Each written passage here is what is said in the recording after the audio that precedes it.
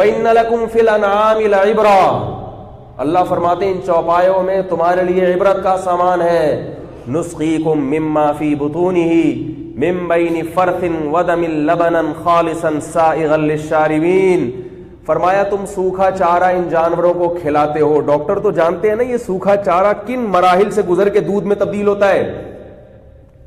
ہر step پر اللہ کی قدرت کا ایک شاہکار ہے جس پر میں اور آپ اتنا مطلع نہیں ہے، ڈاکٹر کو اطلاع زیادہ ہوتی ہے. کیسے جانوروں کو اللہ نے ہماری خدمت پہ لگا دیا. سوکھا چارہ آپ اس کو رگڑ کے دیکھیں، اس میں تیل کا ایک قطرہ بھی آپ کو نظر نہیں آئے گا، اس میں کولیسٹرول نام کی کوئی چیز نہیں ہے. سوکھا چارہ ہم جانور کو کھلاتے ہیں، تھوڑی دیر میں اس کے تھنوں میں کیسا دودھ اترتا ہے. من بین فرثن، فرمایا اسی سوکھے چارے سے ہم گوبر بناتے ہیں. وہ گوبر زمین کی طاقت اور بولو بھائی توانائی کے لیے، تاکہ دوبارہ اس زمین سے گھاس ہو گئے. دوبارہ ڈاکٹر بس یہ تو دیکھتے ہیں کہ نائٹروجن بن رہی ہے، نائٹروجن ضروری ہے، اور بارش سے بھی نائٹروجن زمین پہ آتی ہے، اس کھاد میں بھی نائٹروجن ہے، اس سے پھول اگتے ہیں، اس سے یہ ہوتا ہے. ایکچولی ہوتا یہ ہے کہ جب یوں ہوتا ہے تو پھر یوں ہوتا ہے. وہ ساری چیزیں سوچ کے بس اسی میں الجھ کے رہ جاتے ہیں. لہذا نتیجہ ہی نکالتے ہیں کہ صبح صبح دودھ پیا کرو. بس بھائی اتنا ہی تھوڑی ہے. اللہ بار بار قرآن میں بتا رہے ہیں کہ تم غور کیوں نہیں کرتے. افلا تتفکرون افلا تعقلون افلا تذکرون ان فی ذلک لآیات لقوم یؤمنون. ایمان والوں کے لیے اس میں نشانیاں ہیں. ان فی ذلک لآیات لقوم یتفکرون، غور و فکر کرنے والوں کے لیے اس میں بڑی بڑی نشانیاں ہیں. ان فی ذلک لآیات لقوم یذکرون، نصیحت حاصل کرنے والوں کے لیے اس میں بڑی بڑی نشانیاں ہیں. غور کیوں نہیں کرتے؟ ہم غور کس میں کرتے ہیں؟ دودھ کے بارے میں اتنا غور کریں گے کہ اس میں کیلشیم کتنا ہے، اس میں وائٹامن اے کتنا ہے، وائٹامن بی کتنا ہے، لہذا کس قسم کے آدمی کے لیے یہ سوٹیبل ہے اور کس کو دودھ پینا نقصان دے گا. بس ارے بھائی دودھ اس لیے تھوڑی پیدا کیا اللہ نے. اللہ نے دودھ پیدا کیا سب سے پہلے اپنی پہچان کرانے کے لیے. ان ربکم لرؤوف الرحیم، تاکہ تمہیں پتہ چل جائے کہ تمہارا رب بڑا مہربان اور نہایت رحم کرنے والا ہے اپنے بندوں پر. اور اس پتہ چلنے سے کیا فائدہ ہوگا؟ اس پتہ چلنے سے فائدہ یہ ہوگا کہ تمہارے دل میں تمہارے رب کی محبت پیدا ہو جائے گی. اور جب محبت پیدا ہوگی تو اس کا کیا فائدہ ہوگا؟ اس کا فائدہ یہ ہوگا کہ پھر جس سے انسان کو محبت ہوتی ہے انسان اس کی نافرمانی نہیں کرتا. وہ جس کام کے کرنے کا کہے اسے کر لیتا ہے، اور جس کام سے بچنے کا کہے اس سے بچ جاتا ہے. پھر اللہ کہے گا کہ اپنے مریضوں کو ٹھگنے کی کوشش مت کرو، کم پہ گزارا کر لو، کم تنخواہ پہ کم کمیشن پہ گزارا کر لو. تو کہے گا رب سے محبت ہوگی تو کم پہ گزارا کر لے گا. محبت نہیں ہوگی تو وہ کہے گا ڈاکٹر بننے کا فائدہ کیا، اتنی محنت کر کے میں ڈاکٹر بنا، ساری دنیا لوٹ رہی ہے، میں کیوں نہ لوٹوں، میں کیوں نہ لوٹوں. تو اللہ تعالیٰ نے دودھ کی مثال دی. گوبر بناتے ہیں اس سے خون بناتے ہیں، بلڈ. من بین فرث ودم، کسی لیبارٹری میں آج تک کسی نے بنا کے دکھایا؟ آپ جاپان کے سائنسدانوں کے پاس گھاس لے جائیں، کہیں کہ اس سے آپ خون بنا کے دکھائیں، کہیں گے نہیں ہو سکتا بھائی. بھینس لاؤ گے تو بنا دیں گے، گائے لاؤ گے تو بنا دیں گے. وہ کھائے گی اور اس سے بلڈ بھی بنے گا، اس سے گوبر بھی بنے گا.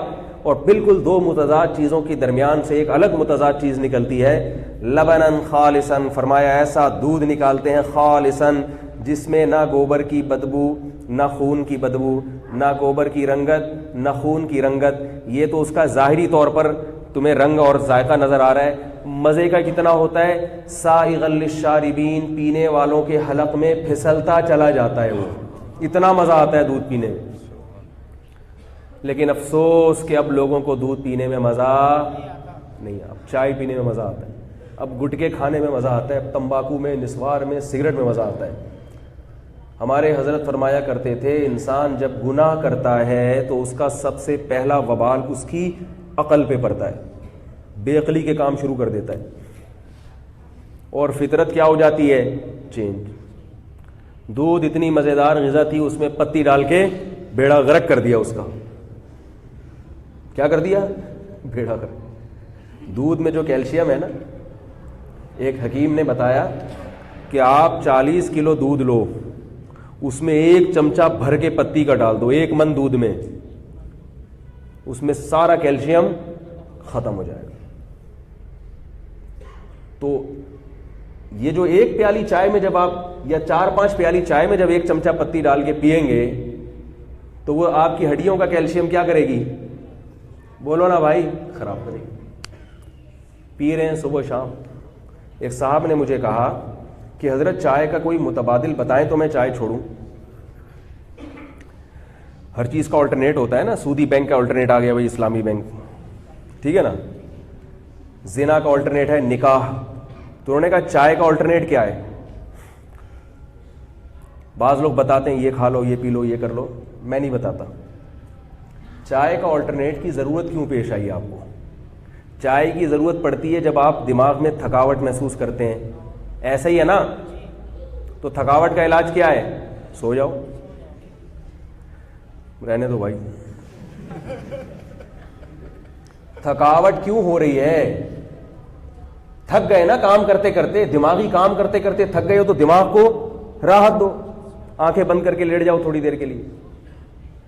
اور اگر کسی کمزوری سے تھکاوٹ ہو رہی ہے تو دیکھو اپنا بلڈ ٹیسٹ کرواؤ، خون کی کمی ہے تو ایسی چیزیں کھاؤ تاکہ خون پیدا ہو. وہ تمام کام نہیں کرتے. تھکاوٹ اگر کسی کو سارا دن محسوس ہو رہی ہے اس کا مطلب کوئی بیماری ہے اس کو. ایک تو تھکاوٹ ہوتی ہے نیند کی کمی سے، اس کا علاج کیا ہے؟ بھائی نیند پوری کرو اپنی. اور ایک تھکاوٹ ہوتی ہے کمزوری سے، تو اس میں کمزوری کا علاج کرنے کی کوشش کرو. کیفین اس کا علاج نہیں ہے کہ آپ، کیفین یہ کرتی ہے کہ جیسے ہمارے حضرت ایک مثال دیا کرتے تھے، گدھا چلتے چلتے تھک جائے، اب وہ کہہ رہا ہے مجھے تھوڑا آرام کرنے دے، آپ نے ایک چابک لگائی اور اس کو اچھال دیا. وہ وقتی طور پر تو بھاگے گا لیکن تھوڑے دنوں کے بعد اس کی باڈی ختم ہو جائے گی. اب دیکھیں عمریں کتنی کم ہو گئی ہیں. ہم چائے پی پی کے اپنے آپ کو بلڈ کا سرکولیشن بڑھاتے ہیں، یہ مصنوعی طور پر بڑھائے جا رہے ہیں. پھر آہستہ آہستہ کام کرتے کرتے ایک دن کیا آتا ہے؟ ختم ہو جاتے ہیں، مر کے.